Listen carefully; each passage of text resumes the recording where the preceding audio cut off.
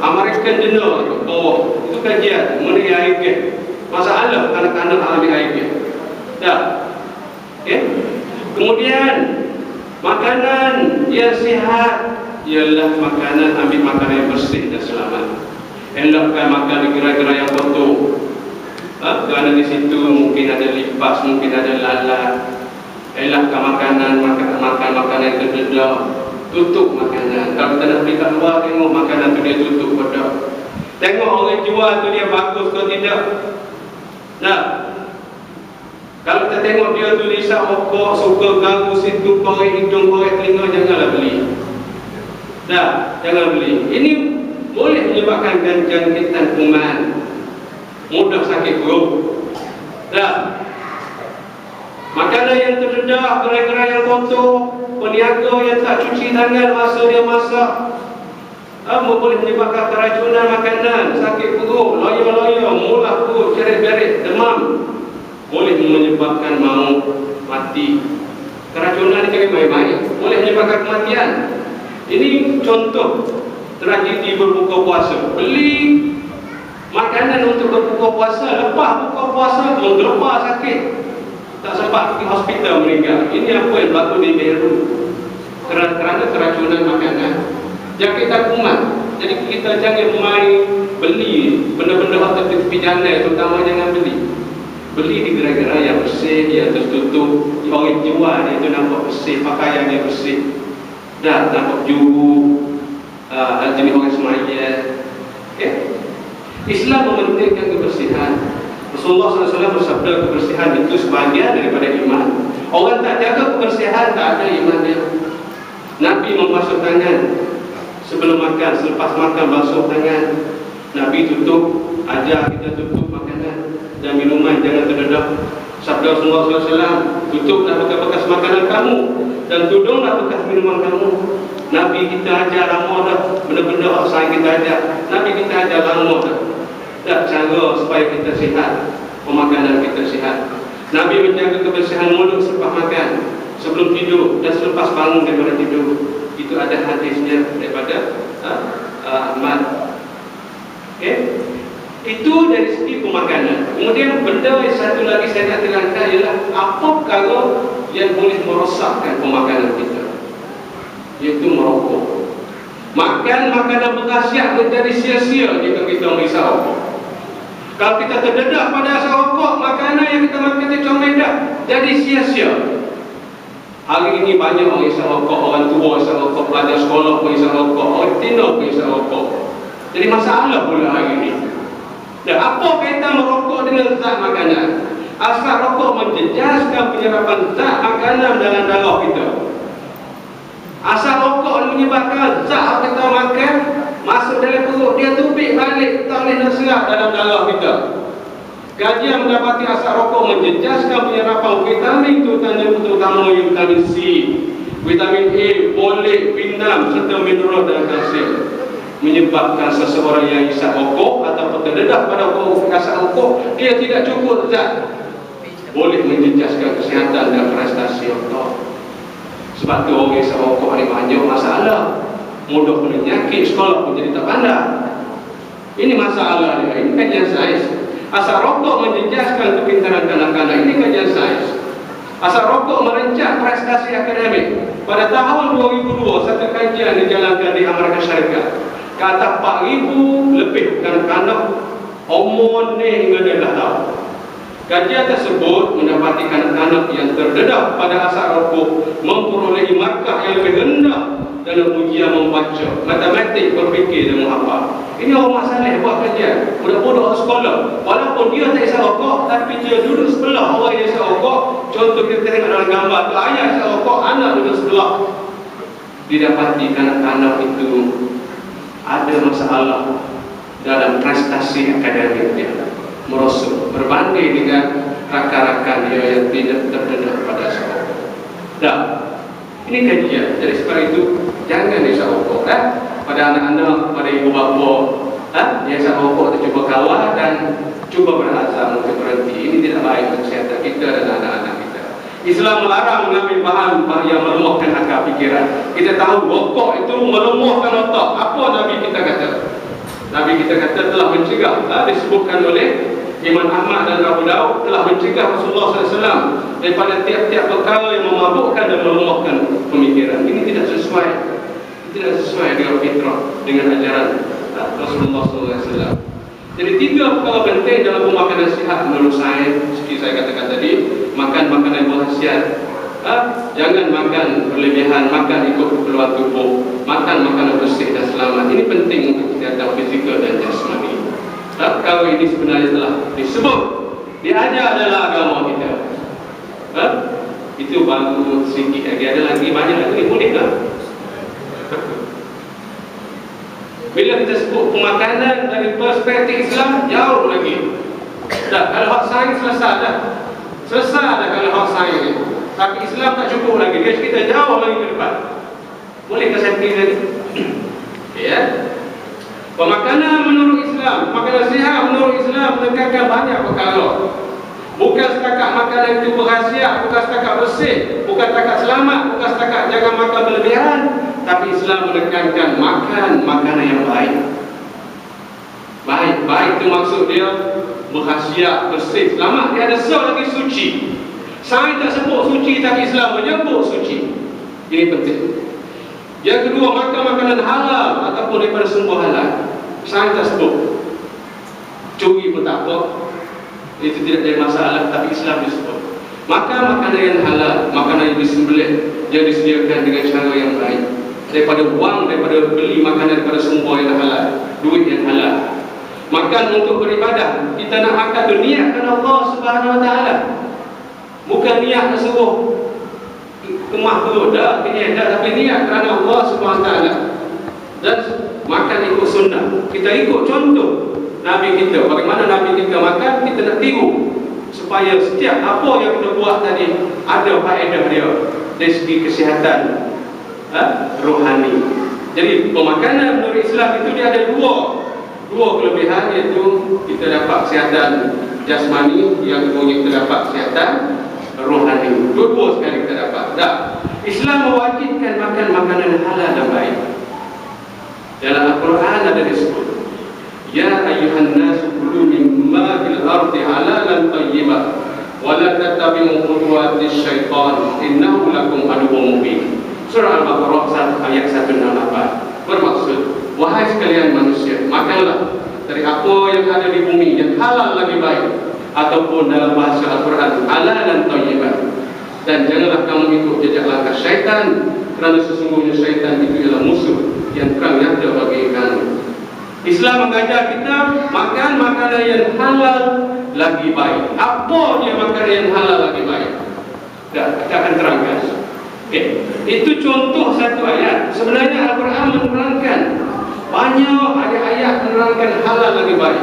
Perintah makan makanan yang halal lagi baik diulang dalam surah-surah yang lain. Contohnya surah An-Nahl ayat 114, surah Al-Mu'minun disebut dalam ayat 51, Al-Maidah ayat 3, surah Al-Maidah ayat 88, diulang lagi dalam surah Al-Baqarah ayat 172, disebut lagi surah Al-A'raf ayat 32, surah An-Nahl ayat 114 hingga 115. Ini menunjukkan kepada kita bahawa pemakanan halal lagi baik ini sangat penting dalam hidup kita. Sebab itu Allah ulang banyak kali.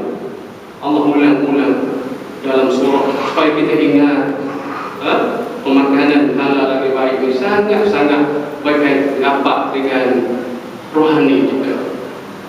Apakah maksud pemakanan halal lagi baik? Ada dua perkara situ, halal satu, yang keduanya baik ataupun thayyiban. Makanan halal ialah halal dari segi jenisnya, boleh dimakan. Yang kedua, dari segi cara perolehi, iaitu tidak dicuri, tidak dikebas daripada orang lain punya. Ataupun beli dengan duit yang halal, duit kita, bukan duit riba, bukan duit curi. Yang ketiga, halal dari segi cara pengendaliannya, disembelih dengan sempurna, tidak bercampur dengan yang haram, tidak bercampur dengan babi dan sebagainya. Itu dari segi halal. Kemudian dari segi baik, thayyiban, ialah baik dari segi kandungannya, ada khasiatnya. Tidak ada bahan-bahan yang mudarat, baik dari segi pengendaliannya, bukan setakat bersih, bukan setakat selamat, tetapi suci. Suci itu ditekankan dalam pemakanan halal dan thayyibah. Bila kita sebut suci, dia berbeza dengan bersih. Bersih itu ialah basuh supaya hilang kotoran dan najis. Tetapi yang dimaksudkan dengan suci ialah dibersih dengan air mutlak yang mengalir, itu siram. Dalam Islam, setiap benda yang kita nak basuh mesti disiram. Nak masak makanan, basuh makanan, akhir sekali kena siram makanan supaya dia jadi suci. Kalau kita basuh tak siram, dia tidak suci dan tidak halal untuk dimakan. Kain yang kita basuh, kalau kita tidak siram, tidak halal, tidak sah kita buat sembahyang. Dalam Islam, suci itu sangat-sangat penting ditekankan oleh kita. Dah. Ini penting, ibu-ibu yang memasak makanan, basuh ikan itu biar bersih dan siram. Basuh sayur bukan setakat bersih siram. Dan nak basuh beras, nak basuh beras, kita basuh tangan kita dahulu. Kita boleh celup, tapi pastikan kita basuh tangan kita, siram tangan kita. Bila tangan kita dah bersih dari siram, kita boleh basuh dengan tangan. Tapi kalau kita terus celup tangan kita tanpa dibasuh dengan siram dahulu, air beras kita, nasi yang kita masak itu tidak suci. Jadi kita nak ambil perhatian pada benda ini sebenarnya. Makanan yang dibersihkan tanpa air mengalir tidak halal untuk dimakan, tapi baiklah kita tidak ambil berat kalau ini. Inilah yang menyebabkan gelap hati kita. Dah, kepentingan makanan halal ini penting.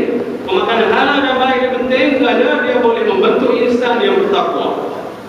Insan yang takut kepada Allah. Ini disebut dalam surah Al-Ma'idah ayat 88.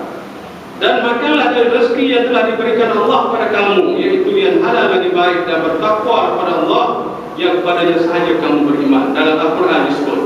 Jadi pemakanan ini yang halal lagi baik ini dikaitkan dengan takwa.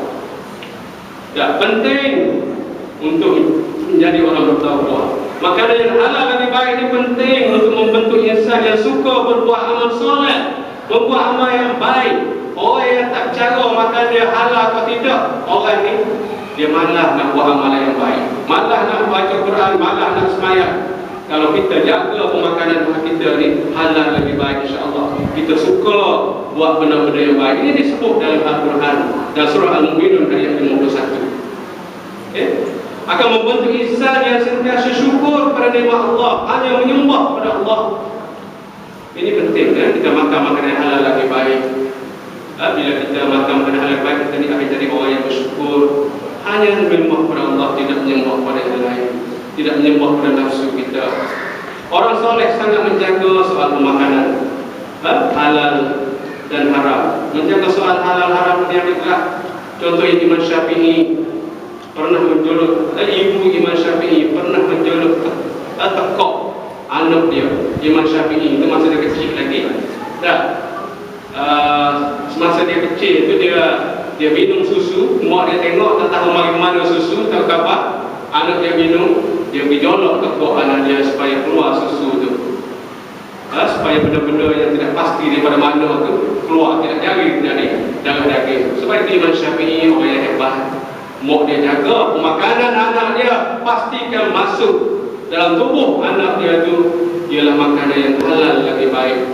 Sayyidina Abu Bakar sebaik mengetahui susu yang diberi oleh hamba sahayanya kepadanya adalah daripada duit zakat, terus menjolok tekaknya hingga termuntah supaya susu tersebut dapat dikeluarkan dari perutnya. Dan dia jaga sekali. Benda tu kalau dia was-was ataupun dia tahu benda tu daripada benda yang tidak halal, dia jolok tekak supaya muntah, supaya tidak jadi darah daging. Sebab bila dah jadi darah daging, banyak masalah. Khalifah Umar Abdul Aziz ketika sedang membahagi rampasan perang. Dalam rampasan perang tu ada buah ekor. Tiba-tiba anak dia ambil buah ekor tu. Jadi anak dia nak makan. Khalifah Umar Abdul Aziz terus merampas hingga anak-anaknya menangis. Dia tidak rela anaknya ambil buah daripada rampasan perang kerana dia akan menggelapkan hati. Dan Ibrahim bin Adham, orang yang sangat soleh, sangat menjaga pemakanan halal dia. Sangat menjaga. Banyak kisah-kisah orang yang soleh, dia sangat jaga. Imam An-Nawawi ketika hidup di negeri Syam tidak mahu makan buah yang dihidangkan kepada dia. Orang hidang buah kepada dia, dia tak makan. Bila orang tanya kenapa, dia menjawab, di sana ada kebun-kebun wakaf yang telah hilang, maka saya khawatir memakan buah-buahan dari kebun tersebut. Dia takut orang ingat dia tu daripada kebun-kebun buah hilang. Dia bimbang. Tak macam yang lain ni kan. Tanah buah salur tak boleh lepas. Tanah pisau tak boleh lepas. Ramai sangat penyakit-penyakit dadah ni. Dia ambil, dia jual. Jadi Imam Nawawi sampai begitu sekali dia jaga. Di kebun-kebun banyak yang hilang, dia tak makan. Khalifah Umar Abdul Aziz menggunakan 2 lilin di pejabatnya. 1 lilin untuk urusan pejabat dan 1 lilin lagi untuk urusan peribadi. Orang mari nak jumpa dia, dia khalifah, dia ada menteri, pemimpin. Orang mari nak jumpa dia, dia tanya tujuan apa nak jumpa. Adakah urusan individu ataupun urusan negara? Kalau urusan negara, dia guna lilin buat kerajaan. Kalau urusan peribadi, dia padamkan lilin buat kerajaan, dia guna lilin peribadi. Tengok sumber yang halal itu ambil berat, bukan setakat makanan. Dia jaga belakang. Halal ke makanan kita? Kita nak tengok beberapa isu yang berlaku ini. Tengok telur yang kita makan. Apa berlaku kalau telur itu dijual oleh orang Cina? Tengok celah tengok kepada dia. Hari ini 80% makanan kita dikuasai oleh orang Cina dan juga orang bukan Islam. 80%. Kalau kita tidak cuba menguasai makanan ini akan berlaku. Telur-telur tengok. Ini di kampung Melayu Subang, dijual kepada orang Melayu. Tengok mudan geragam, sedap dengan campur dengan nasi goreng sedap. Bagaimana penyediaannya? Kita tengok. Siapa yang buat? Orang Cina. Dia pijak dengan selipar, tengok anjing naik atas tu. Bila masuk ke daun tak fikir dah. Orang tak fikir dah. Ayam kita makan, kita tak fikir dah tekok dia tu. Orang marah terputus pada kita tak fikir dah. Kita tengok cara orang soleh begini, syuk sekali ya. Syuk sekali. Mudah sangat. Ini berlaku ni. Bila orang spot check, penguasa ke check, dia jumpa benda-benda macam ni. Banyak berlaku. Dan ini berlaku, saya sendiri jumpa semasa saya buat khusus penyembelihan halal.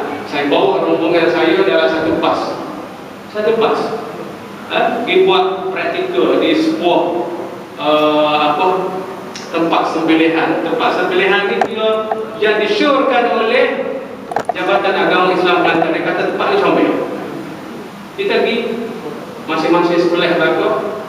Lepas sebelah dia cek, dia kata sah belakang. Bila saya cek balik, ada 3 ekor orang mari tak urut.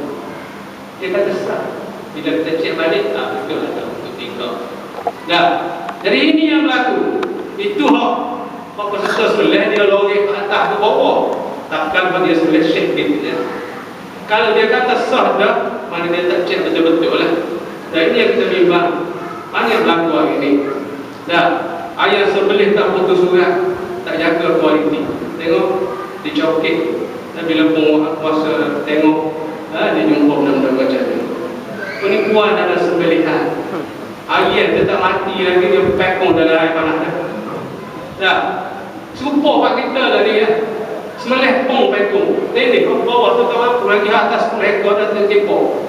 Mampu macam ini, kita tak mampu. Pada sebelah kita pun tak tahu. Yang penting kita pergi belajar harus siap dan kita tak fikir dah. Benda tu kalau kita tak tahu, tidak berdosa. Tapi perut tetap gelap. Kita sengaja atau tak sengaja, perut kita tetap gelap kalau kita makan benda yang tidak halal. Walaupun tidak berdosa, tapi perut kita tetap gelap dan ada masalah dari segi amal kita, dari segi doa kita ada masalah. Dan banyak dalam surah-surah khabar, makanan yang biasa kita makan, tiba-tiba disebut ada batu, tiba-tiba disebut ada bahan-bahan yang haram. Ini berlaku bila mana negara kita ini 80% makanan yang dikuasai oleh orang Cina. Jadi kita kena berhati-hati. Kena berhati-hati. Makanan yang kita makan pastikan ianya ada logo halal. Kalau kita was-was jangan ambil. Kalau kita was-was jangan ambil. Nabi ajar kita, kalau benda tu was-was kita ataupun syubhat, jangan ambil. Nabi ajar kita. Dalam hadis yang panjang yang saya rasa tak saya baca di sini. Jadi kalau kita makan, pastikan ada logo halal. Makanan itu ada logo halal.